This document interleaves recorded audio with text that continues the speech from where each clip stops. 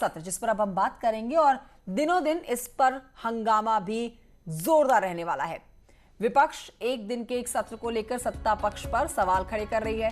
सरकार जनता के सवालों का जवाब देने से बच रही है और इसीलिए उसने कोविड की आड़ में सत्र की अवधि जितनी कम हो सकती है वो करती है। आपको यह भी जानकारी दें कि विधानसभा सत्र में करीब 7 विधायक ही सदन में नजर आएंगे, क्योंकि नेता प्रतिपक्ष इंदिरा हृदयेश, विधायक हरीश धामी कोरोना पॉजिटिव हैं।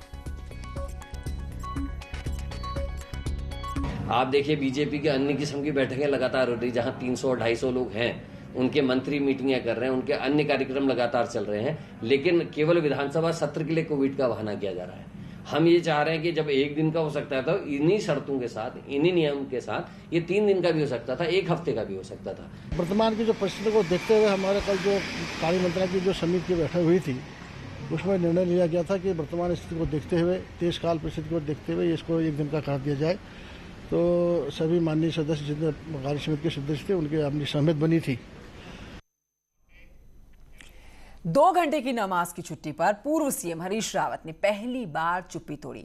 हरीश रावत ने सफाई में खुद को मुसलमान बनाने का आरोप बीजेपी और संघ पर लगाया, जिस पर बीजेपी की तरफ से भी करारा जवाब आया और पूरा विवाद चुनावी मुद्दा बीजेपी की तरफ से बताता हुआ नजर आया।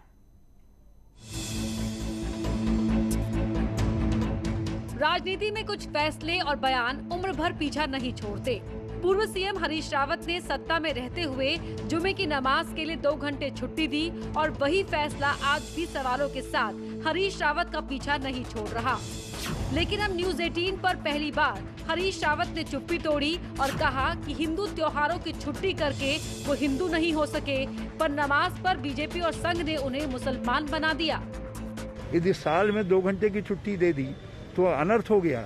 जब मैंने इतने दिन की छुट्टियां कर दी जो हिंदू समाज से जुड़े हुए लोग थे, तो मैं हिंदू नहीं हो सका, और 2 घंटे छुट्टी करने के कारण मुझको वाह भाई आरएसएस, वाह भाई बीजेपी, तुमने मुझे मुसलमान बना दिया। जुमे की नमाज की छुट्टी पर बीजेपी ने सवाल तब भी उठाए थे और आज भी उठा रही है, लेकिन हरीश रावत को कैसे बीजेपी और संघ ने मुसलमान बना दिया, ये बात बीजेपी नेताओं की समझ नहीं आ रही। कैबिनेट मंत्री मदन कौशिक ने तो यहाँ तक कह दिया कि धारणा जनता बनाती है और हरीश रावत ने जो छुट्टी की वो राजनीति के लिए की। आपके मन में राजनीतिक रूप से छुट्टी की, आप खुद कह रहे हैं। आपने ये सब चीजों को राजनीतिक फायदा लेने के लिए की, जनता समझ रही होगी, इसलिए जनता ने तय किया होगा। 3.5 साल राज्य की राजनीति में नमाज की छुट्टी का जिक्र तक नहीं था, लेकिन 3.5 साल बाद इस बार मुद्दे की शुरुआत हरीश रावत के उस बयान के साथ हुई कि 2022 में चुनाव में ध्रुवीकरण नहीं होगा और शमशान, कब्रिस्तान, ईद, दिवाली का जुमला नहीं चलेगा। लेकिन राजनीति अब 2 घंटे की नमाज पर आकर टिक गई है। न्यूज 18 के लिए देहरादून से दीपांकर भट्ट की रिपोर्ट। बढ़ते हैं आगे। रुड़की से खबर है, जहां पर पार्किंग के बाहर गाड़ी खड़ी करने को लेकर जमकर मारपीट हुई है।